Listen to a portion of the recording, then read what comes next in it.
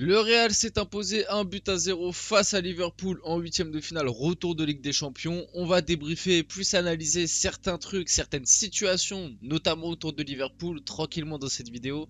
Salut à tous les gars, c'est Asial, on se retrouve pour un nouveau débrief. Petite analyse en même temps, vous allez voir, parce qu'en vrai il n'y a pas grand chose je trouve à analyser dans ce match. Comme d'habitude les gars, déjà j'espère que tout le monde va bien en regardant cette vidéo, c'est le principal. Et comme d'habitude, si vous voulez que la chaîne se développe, si vous voulez m'aider, si vous aimez le contenu, n'hésitez pas, le petit like, le petit abonnement, le petit commentaire, ça fait toujours plaisir. Bon les gars, ce Real Liverpool, qu'est-ce que vous en avez pensé? Moi personnellement, si je dois être 100% honnête, un peu ronflant. Honnêtement, ce match, il a été un peu ronflant. J'imagine que du côté des fans du Real, ça doit être une très grande satisfaction. Voilà, petite victoire 1-0 tranquille. Match dominé. On va pas se mentir, le Real n'a jamais été vraiment mis en danger dans ce match. Le Real a largement dominé son sujet, que ce soit à l'aller comme au retour.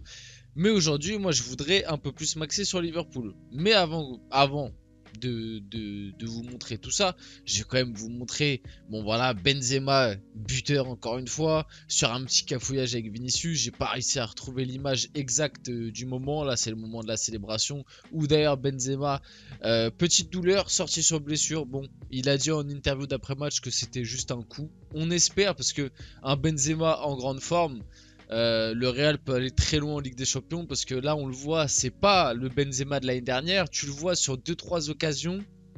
Hier dans le match, Vinicius lui a envoyé 2-3 ballons plutôt intéressants que je pense le Benzema de l'année dernière aurait pu transformer en but ou alors en occasion plus dangereuse que ce qu'il a produit dans ce match-là. Après attention, Benzema fait quand même un très gros match, buteur, à l'aller il est énorme aussi. Rien à dire là-dessus. Vinicius, pareil. Rien à dire là-dessus. Donc voilà, j'espère que Benzema sera pas blessé. En tout cas, Benzema buteur à la 78e minute de jeu. Benzema qui, grâce à ce but, je sais pas s'il bat ou s'il égale un record. Je crois qu'il égale un record de Messi. C'est qu'il a marqué sur les 8 derniers matchs consécutifs du Real en Ligue des Champions à élimination directe. C'est-à-dire les 6 matchs de l'année dernière plus l'aller-retour cette année face à Liverpool. Il a marqué à tous les matchs. Performance incroyable, franchement rien à dire. Euh, il a bien évidemment été élu homme du match. Voilà, sans suspense honnêtement. Là, c'est un premier point que je voulais aborder. Là, ça va plus rentrer un petit peu dans l'analyse, puisque honnêtement, côté débrief, qu'est-ce que vous voulez que je vous dise? À part que je vous dise que le Real a dominé Liverpool sans avoir non plus un volume d'occasion incroyable, même s'ils en ont eu. Liverpool, de son côté, a été assez stérile. Voilà, et moi, le premier rapport de force que je voulais aborder, en fait, qui pour moi détermine directement le match, il y en a eu d'autres, mais c'est Trent Alexander-Arnold du côté de Liverpool au latéral droit pour des matchs de Ligue des Champions, c'est plus possible. On va pas se mentir, c'est plus possible. Honnêtement, face à Vinicius, il a été d'un ridicule encore. Je suis désolé. Trent Alexander-Arnold, de base, c'est un latéral. Il me faisait kiffer. Je le kiffais de ouf. Mais tu sens que là, ce poste de latéral droit, dans des gros matchs, dès qu'il tombe sur des ailiers un peu mélangeurs, un peu rapides, c'est un carnage. Il sait pas défendre. Honnêtement, on va pas se mentir, il sait pas défendre. Faut que Klopp lui trouve quelque chose d'autre. Mais latéral droit pour Alexander Arnold, c'est plus possible. Moi, je pense qu'il faudrait essayer de l'incorporer dans un milieu à 3. Essayer de lui proposer quelque chose. D'ailleurs, on l'a vu dans ce match-là, dans certaines phases de jeu, il venait, je sais pas si c'était une consigne ou si c'était de lui-même, il venait s'incorporer dans le milieu parce que Klopp nous a sorti un 4-2-3-1 avec 4 attaquants, enfin c'était même un 4-2-4 honnêtement, avec 4 attaquants et du coup un milieu à 2, et souvent Alexander Arnold en phase offensive venait se caler dans ce milieu à 2. Mais le souci c'est que dès que tu passes sur une phase défensive, Alexander Arnold, de son côté, c'est trop facilement passable. Ça passe trop facilement. Là, tu tombes sur un Vinicius qui, en plus, Vinicius, il est en feu depuis plus d'un an. Comme l'année dernière en finale, finalement. Voilà, il s'est régalé. Honnêtement, Vinicius s'est régalé. Et pour moi, ce genre de rapport de force, c'est plus possible à haut niveau pour Liverpool. S'ils veulent retrouver le haut niveau, tu peux plus partir avec un Alexander-Arnold. En tout cas, à ce niveau-là, faut qu'il retrouve son niveau d'avant. On le sait que défensivement, ça n'a jamais été le meilleur latéral, mais au moins avant, il savait un minimum défendre tout en apportant énormément offensivement. Là, cette année, il apporte rien offensivement ou quasi rien par rapport aux autres années. Là, ils ont ressorti la stat cette saison. Il a seulement, entre guillemets, 3 passes décisives. Alors pour un latéral banal, ça peut être une stat très bonne. Mais Alexander Arnold, il nous a habitués à des saisons où il en faisait 15, voire 20 des passes décisives dans la saison. Cette année, il est à 3. C'est trop faible. Après, est-ce que c'est par rapport à l'attaque aussi? Oui, tu peux avoir des circonstances atténuantes un peu partout. De toute façon, du côté de ce Liverpool est super faible, honnêtement. Et voilà, là, bon, l'image est un peu floue, je suis désolé. Mais là, c'est un autre rapport de force qui, franchement, je m'y attendais pas. Franchement, les gars, ce rapport de force, je m'y attendais pas. Au match aller, Nacho avait déjà été titulaire et avait déjà posé des problèmes à Mohamed Salah.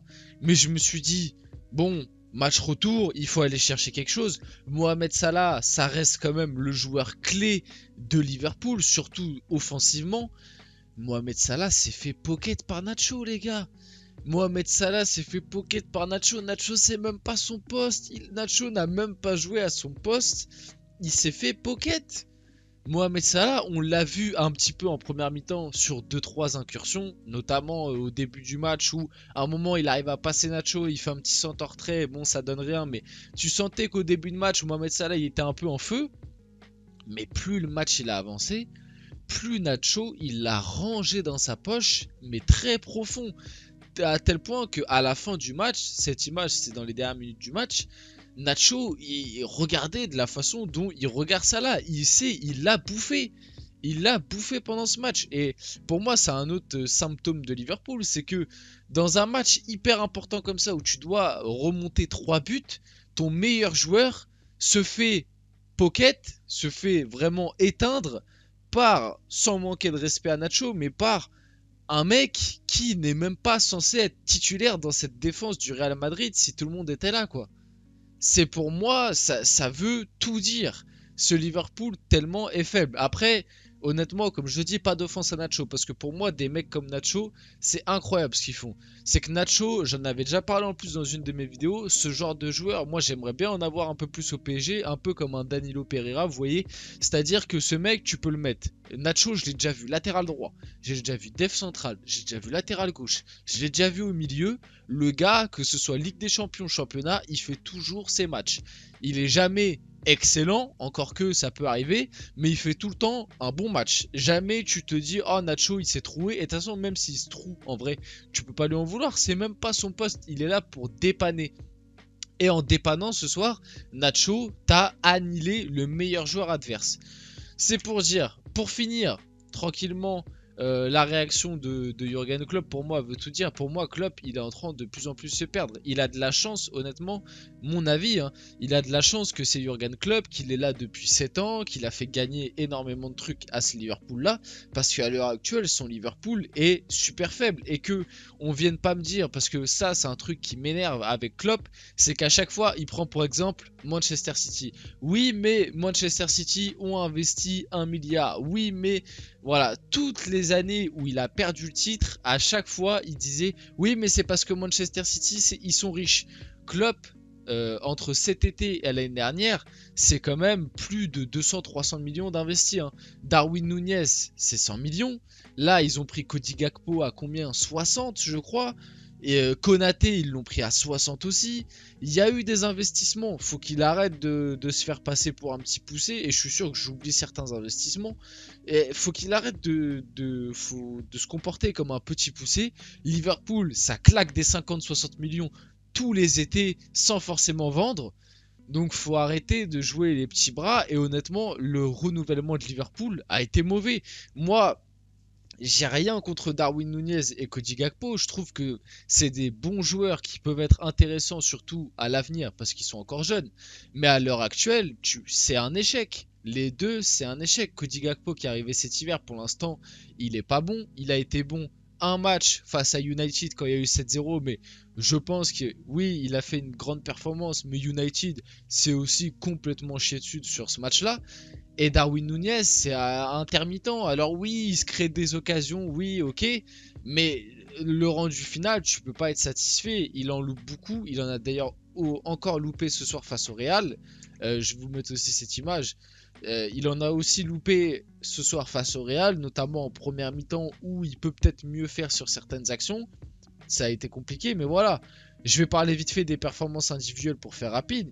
Côté Liverpool, performance individuelle, je sais même pas qui ressortir honnêtement. Le milieu de terrain s'est fait bouffer, devant on les a pas vus alors qu'ils étaient 4. Derrière ça a été mauvais. À la limite, oui, tu peux mettre tu peux mettre Alisson parce qu'Alisson t'a sorti 3-4 arrêts plutôt intéressants qui te permettent de rester dans le match. Robertson, voilà, je trouve que c'est celui qui on sent moins le côté fatigué des autres comme à Van Dijk, comme à Alexander Arnold et tout. Voilà, côté Liverpool, c'est les deux individualités peut-être que je te ressors. Après, côté Real, il y en a plus. Il y a Camavinga qui a fait un gros match, il y a Benzema, il y a Vinicius, il y a Modric qui a fait un gros match. Courtois, mine de rien, t'as sorti 2-3 arrêts intéressants qui permettent de pas non plus te prendre trop le feu, même si le Real, je trouve, a été plutôt bien dans sa gestion. T'as Nacho, t'as la charnière qui a été pas trop inquiétée, honnêtement. Voilà. Le Real mérite amplement sa qualification. Liverpool, pour moi, c'est beaucoup trop faible cette année. J'espère quand même qu'ils iront chercher une qualification en Ligue des Champions et qu'ils sauront faire un renouvellement, cette fois-ci réussi.